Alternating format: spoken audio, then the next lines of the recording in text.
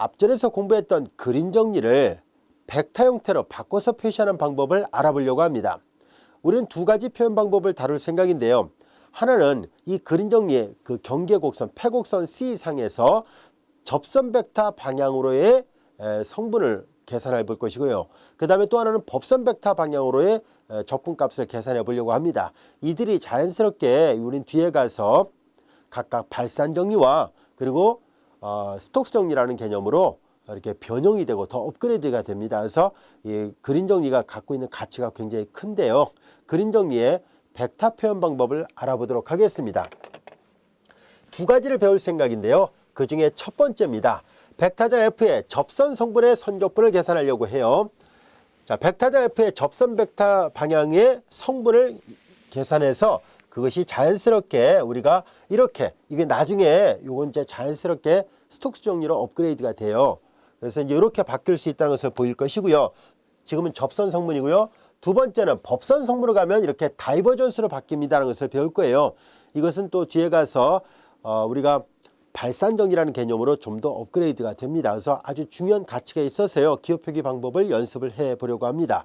자, 먼저 접선 성분의 선적분을 계산해 보도록 할까요? 자, 1번을 우리가 계산해 보려고 해요. 자, 이렇게 R2의 평면 영역 안에 일정한 영역 D가 있고요. 이 경계를 지어주는 D의 경계를 C라 표시하고 C의 방향은 보다시피 양의 방향으로 정해져 있다라 보겠습니다. 자, 이제 여기에서 이 C를 우리가 경로 C를 위치 벡터로 표시하게 되면 잘 알다시피 RT로 표시할 것이고요. 제1 성분은 X, 그 제2 성분은 Y로 표시하면 되겠죠. T가 취할 수 있는 값의 범위는 A에서부터 B까지였다라 보겠습니다. 경로 C를 이렇게 매개 변수화 시켰고요. 그 다음에 특정한 점에서 이 경로의 접선 벡터를 생각합니다. 이 접선 벡터는 당연히 R'T로 표시가 될 텐데요. R'T는 우리가 잘 알다시피 R'T는 각각의 성분함수를 미분하면 되죠. X'T I 벡터, Y'T J 벡터 이렇게 표시할 수 있습니다. 우리는 앞에서 편도함수 그 앞부분에서 뭘 배웠었냐면 공간 곡선을 매개 방정식으로 표시하는 것을 배웠었고요. 벡터 함수라는 용어도 배운 적이 있어요. 자, 그때 우리가 이렇게 곡선을 매개 변수화시키고 벡터 형태로 표시한 다음에 도함수를 구하는 것을 배운 적이 있었고요. 그리고 단위 접선 벡터라는 것도 공부한 적이 있었죠. 그래서 단위 접선 벡터를 구하는 것은 자신의 크기로 나눠버려야 되잖아요. R'의 크기는 당연히 루트 각각의 성분의 X'T의 제곱 그리고 Y'T의 전체 제곱 이와 같이 되어 있습니다. R'T가 이렇게 되어 있어요. 자, 이제 우리는 단위 접선 벡터를 생각합니다. 다시 말해서 R'의 방향은 똑같은데 크기가 1이 되는 벡터, 이걸 단위 접선 벡터에서 우리가 보통 T라고 보통 표시를 했었죠. 자, 그래서 단위 접선 벡터 T를 생각해 보려고 합니다. 자, 이제 단위 접선 벡터 T는 R'의 크기로 R'을 나눈 거잖아요. 다시 한번 쓰면은 제1 성분은 R'의 크기분의 X'T가 될 것이고 I 벡터 앞의 성분이요. J 벡터 앞의 성분은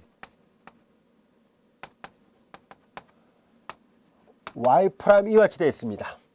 여기까지도 이해됐죠? 이것이 단위 접선 벡터고요.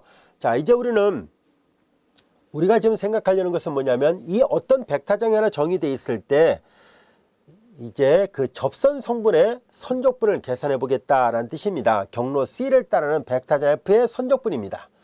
자, 우선 가정은 뭔지 한번 볼까요? 이 패곡선 C를 경계곡선하는 평면 영역 내부 영역을 D라 했을 때 이제 우리는 벡터장 F의 성분이 P하고 Q가 있었더라 보겠습니다. 그리고 얘네들이 그림 정리의 가정을 만족한다는 얘기는 곧 무슨 말이냐면 연속인 편도함수를 갖고 있다는 조건이 있어야 돼요. 그래서 좀 더 자세하게 본다면 P하고 Q가 영역 D 안에서 연속이어야 되고요.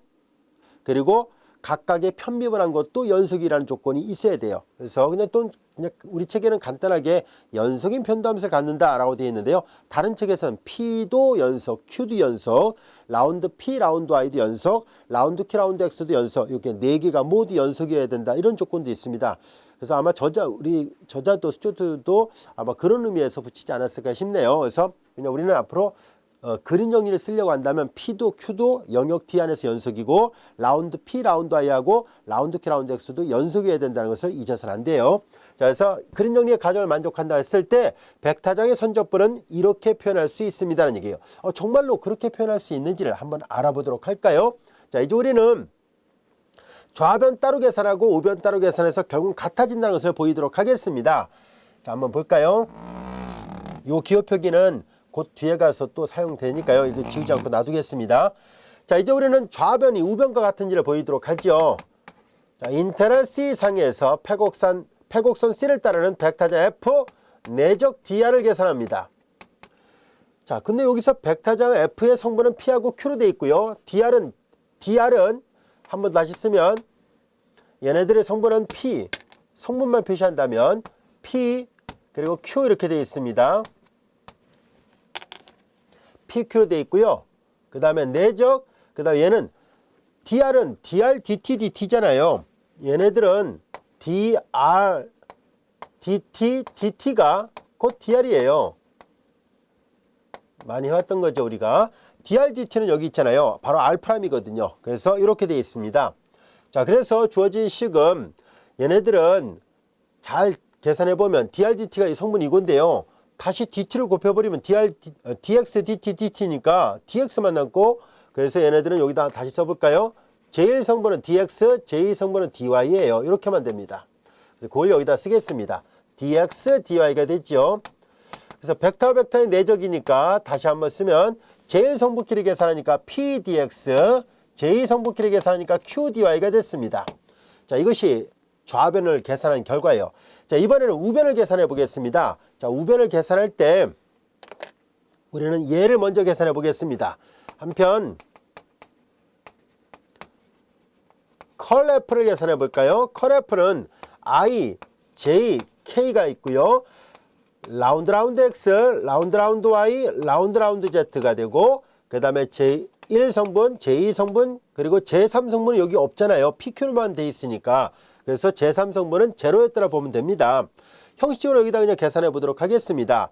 원래 외적 벡터는 공간상에서 계산합니다. 근데 평면에 있는 것도 특수한 경우이긴 하지만 제3 성분을 0이라 놓고 계산하면 외적 벡터를 적용할 수 있어요. 아시겠죠? 자, 그래서 그냥 쉽게 말해서 원래 R3 상에서, 즉 R3 벡터에서만 외적이 정의되는데 R2 안에 있는 벡터도 세 번째 성분을 0이라 놓고 그대로 똑같이 외적 벡터 구할 수 있습니다. 그래서 그렇게 계산하려고 합니다.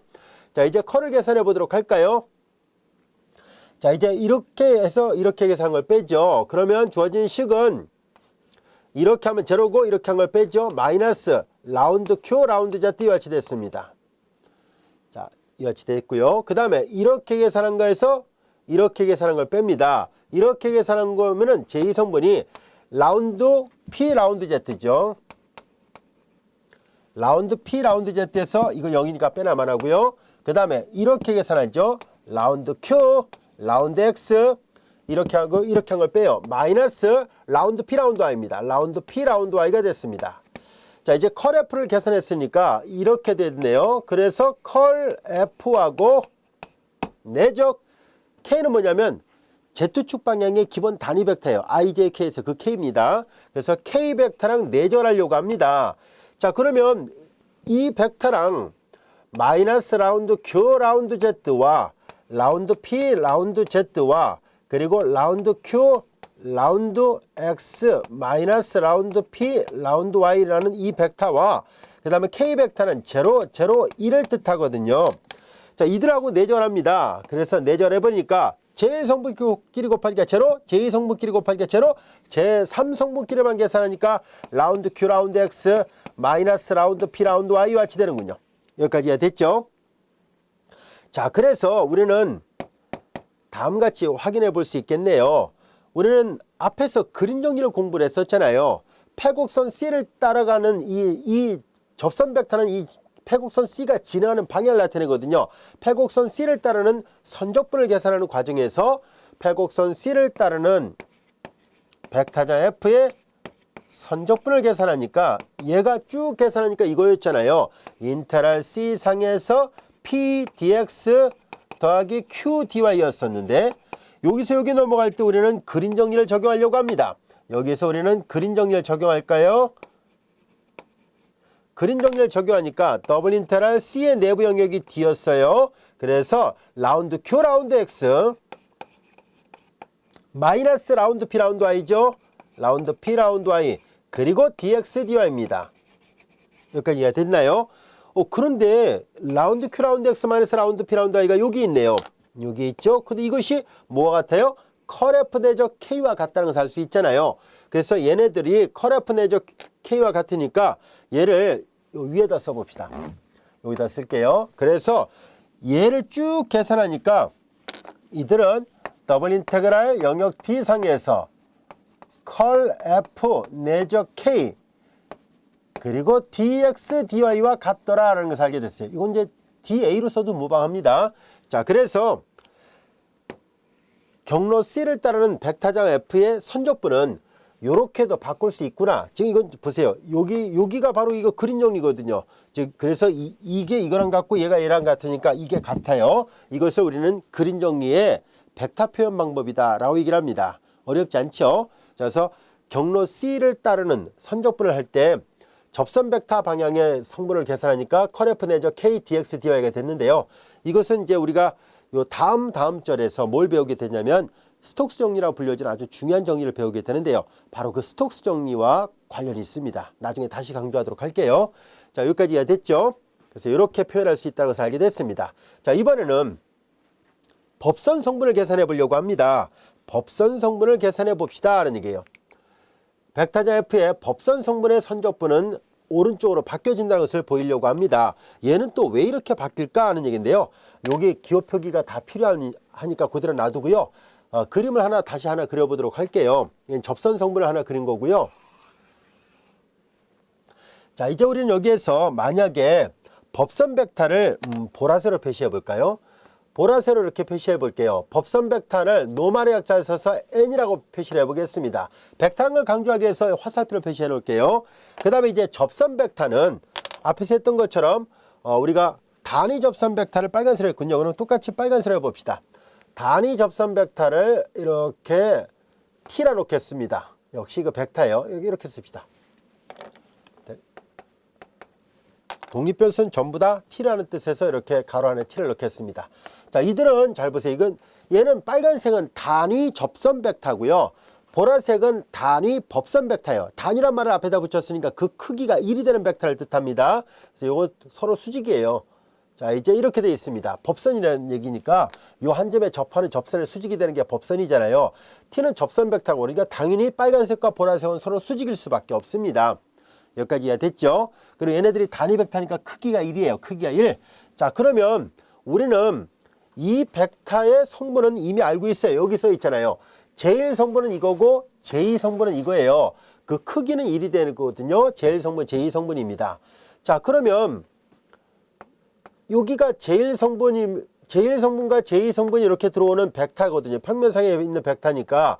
그럼 그때 이 단위 법선 벡터의 성분은 이 t라는 벡터의 성분이 주어지기만 하면 단위 법선 벡터의 성분이 자동으로 결정됩니다. 그럼 어떻게 해서 결정할 수 있는지를 한번 알아보려고 하는데요.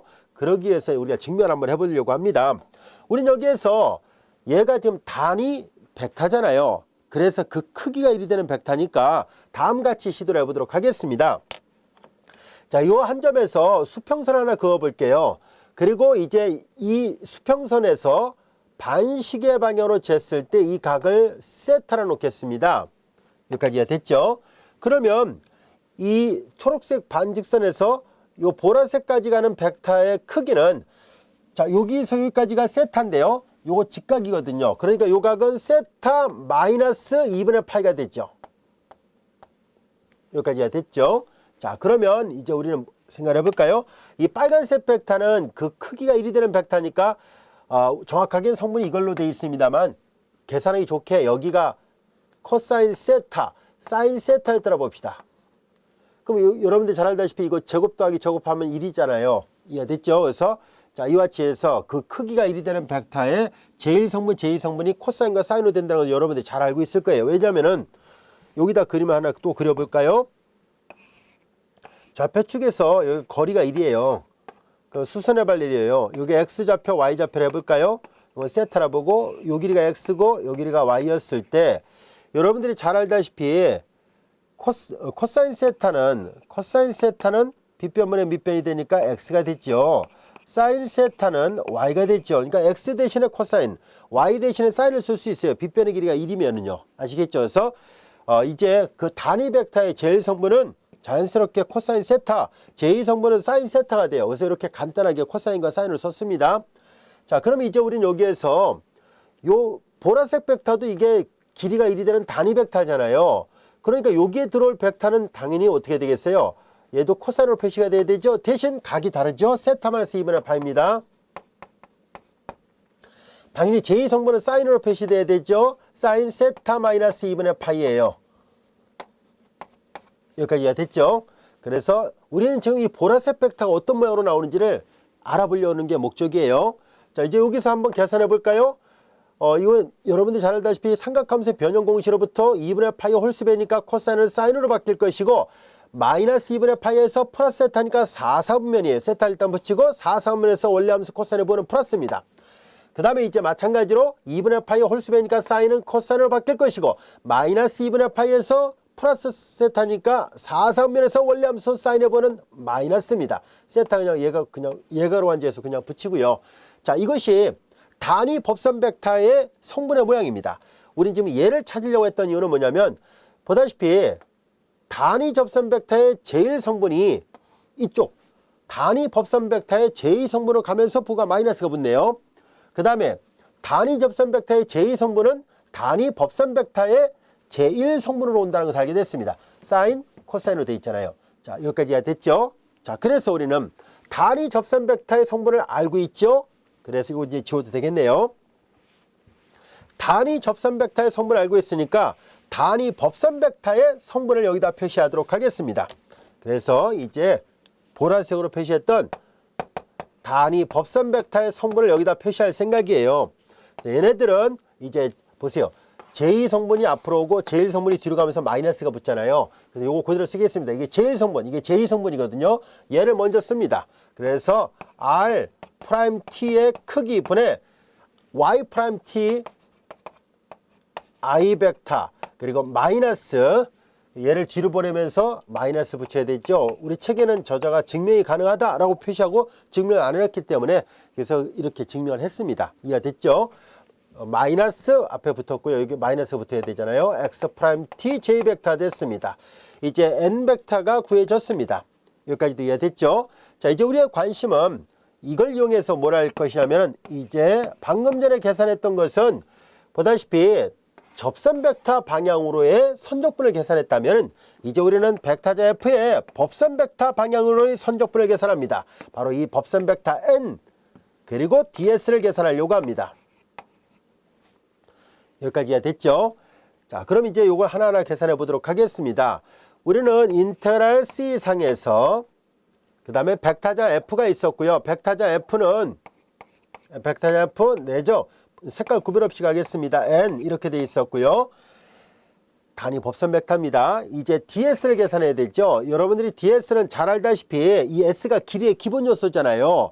그래서 DS는 R'의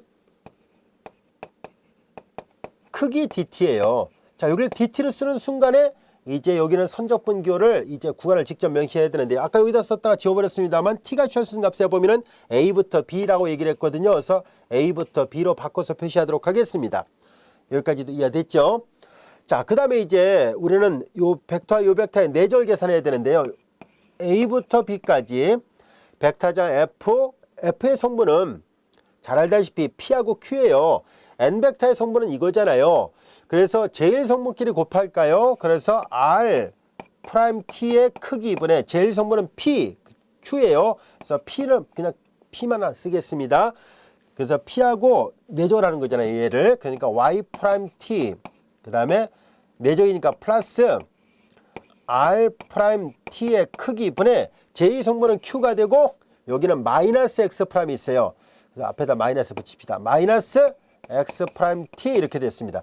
여기가 하얀색 분필의 요 괄호 부분이 이렇게 된 거예요. 여기까지 됐죠? F 내죠 N을 계산한 거예요. 자, 그 다음에 이어서 R'을 계산합니다. R'의 크기 그리고 DT예요. 자, 이걸 잘 보세요. 이거 분배를 하면은 서로 소거된다는 걸 알 수 있죠? 여기까지 이해가 됐나요? 자, 요 위에 걸 지울게요. 자, 이렇게 소거돼서 분배됐고, 그러면 주어진 식은 인터럴 A부터 B까지가 되고요. P 그리고 Y'은 dy dt예요. dy dt 마이너스 Q X'은 dx dt입니다. 여기까지 이해됐죠? 그리고 바깥에 dt가 있습니다. 얘는 다시 보면 이렇게 계산하면 dy dt dt는 dy가 되죠. 인터럴 A부터 B까지 그래서 P dy가 되고요. 같은 방법으로 dx dt dt는 dx가 되니까 마이너스 q dx가 됐습니다. 여기까지도 이해됐죠? 자, 근데 이거 잘 볼까요? 우리는 주어진 식을 잘 관찰해 보니까 얘네들은 다음같이 생각할 수 있겠구나 라는 것을 알게 됐습니다. 이제 이렇게 t가 있을 때 이렇게 가는데요. 우리는 지금 이렇게 한 바퀴 삥 도는 경계곡선 C가 있었거든요. 그래서 t를 생각하지 않고 갔으니까 여기는 다시 C로 바꿔놓으려고 합니다. C, 패곡선 C를 따른 적분이에요. 아시겠죠? 패곡선 C를 따른 적분이었거든요. t가 있어가지고 A부터 B로 쭉 오다가 t가 사라졌으니까 이걸로 다시 쓴 것뿐입니다.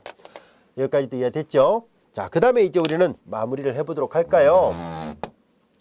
우리는 여기에서 인터럴 P dx 더하기 Q dy 할 거니까 마치 얘가 P였다라 보고요. 얘가 Q였다라 본다면 여기다 그림 정리를 쓸 수 있겠죠? 이 문제 그림 정리의 모든 가정을 다 만족하고 있다는 가정하에서 쓰고 있습니다. 자, 그래서 우리는 얘를 다시 한번 살펴보니까 C의 내부 영역을 D라놨습니다. 라운드 Q 라운드 X 요 앞에다 쓸까요? C의 내부 영역을 D라놨다면은 자, 얘가 P 역할 얘가 P dx 더하기 Q dy 할 거잖아요. 라운드 Q 라운드 X 라운드 P 라운드 X가 되네요. 그 다음에 마이너스 라운드 Q 라운드 X 마이너스 라운드 P 라운드 Y잖아요. 얘를 Y에 대해서 편민하는데 마이너스 마이너스가 돼서 여기가 플러스가 돼요. 그 다음에 라운드 Q 라운드 Y가 됩니다. 그림 정리를 적용한 거예요.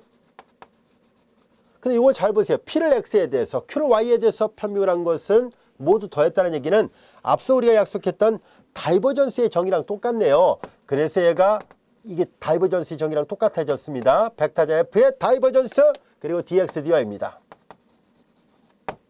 자, 이제 우리는 두 가지를 다 증명했습니다.